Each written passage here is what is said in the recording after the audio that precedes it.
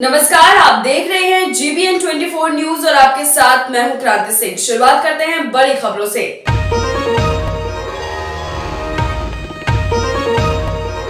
मुख्यमंत्री नीतीश कुमार के समक्ष वर्ष 2006 में हथियार सहित आत्मसमर्पण करने वाले कुख्यात लोगों ने सरकार पर वादा खिलाफी का आरोप लगाते हुए अपनी मांग को लेकर एकजुट होकर त्रिवेणीगंज अनुमंडल कार्यालय पहुंचे, जहां ये लोग अपनी समस्या से डीएसपी को अवगत कराया।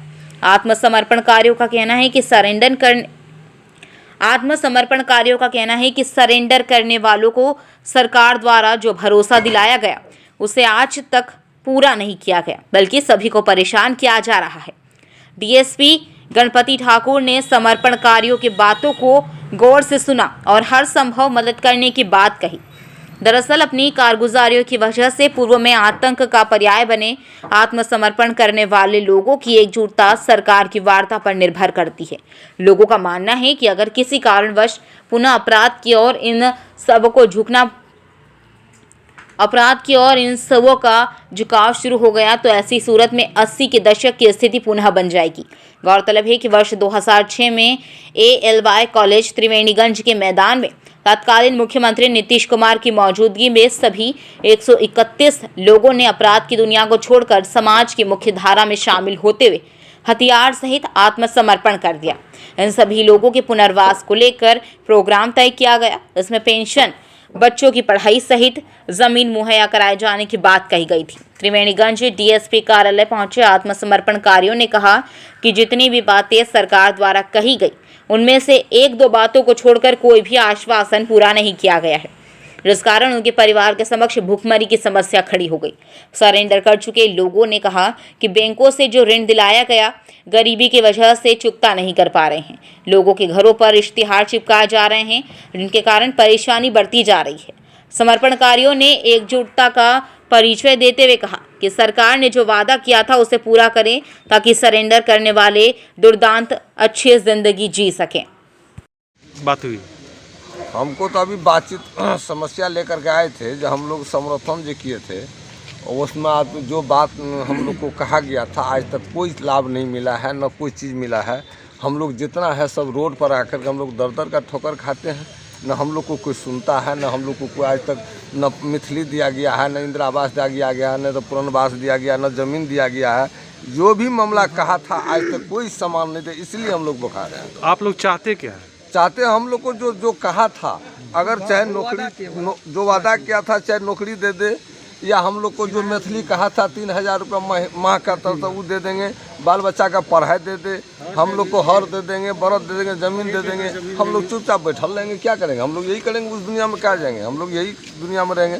मांग हमारे पास मांग क्या रहेगा? नीतीश कुमार अपने मुंह से घोषित किया था जो तुम लोगों को 3000 रुपया का माह मिलेगा, इंदिरा आवास देंगे, बेटा का 2 पढ़ाई मैट्रिक का देंगे, और इसके बाद आप लोगों का केस वापस ले लेंगे, आप लोगों के 1 एकड़ ज़मीन देंगे। लेकिन सर नीतीश कुमार से हम लोगों को कुछ नहीं मिला और 25,000 रुपया दे दिया हम लोगों को जेल जाने के बाद पत्नी को। अब वह कह रहा है लोन है, अब लोन पर नोटिस आ रहा है, हम लोगों को घर में खाने के लिए खर्चा नहीं है। कहिए सर हम लोगों को क्या करें? अधिकारियों से मिले, अधिकारियों का क्या कहना था? अधिकारियों से तो आके मिले तो वह बोला जो आप लोगों को मतलब सुविधा मिलेगा डीएसपी साहब से।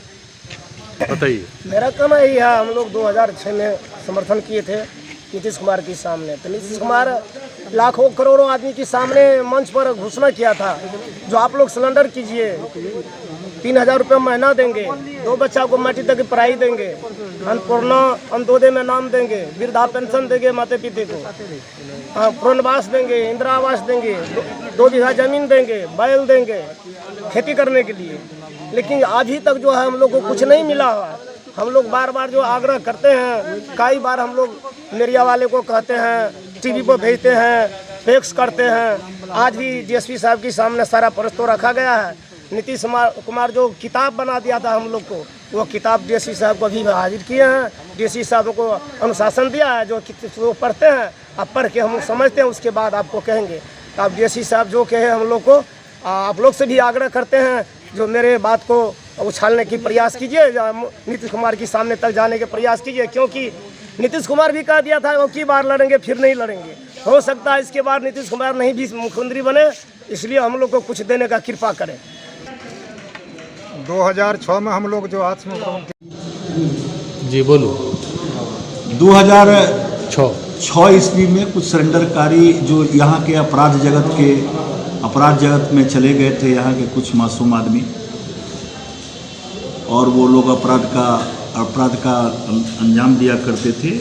उन लोगों को उस समय कुछ घोषणा हुई थी, इन लोगों को सरेंडर करने पर या आत्मसमर्पण करने पर सरकार कुछ मानदेय या अनुदान जो भी उस समय घोषणा हुई हो, एक नोटिस इन लोग के उस संबंध में इन लोगों को गया है। जो बैंक से इन लोगों को पैसा मिला था, नोटिस गया है, उसी में ये लोग घबरा कर आए थे कि सर ये हम लोगों को पैसा वापस करने के लिए बैंक दबाव डाल रही है।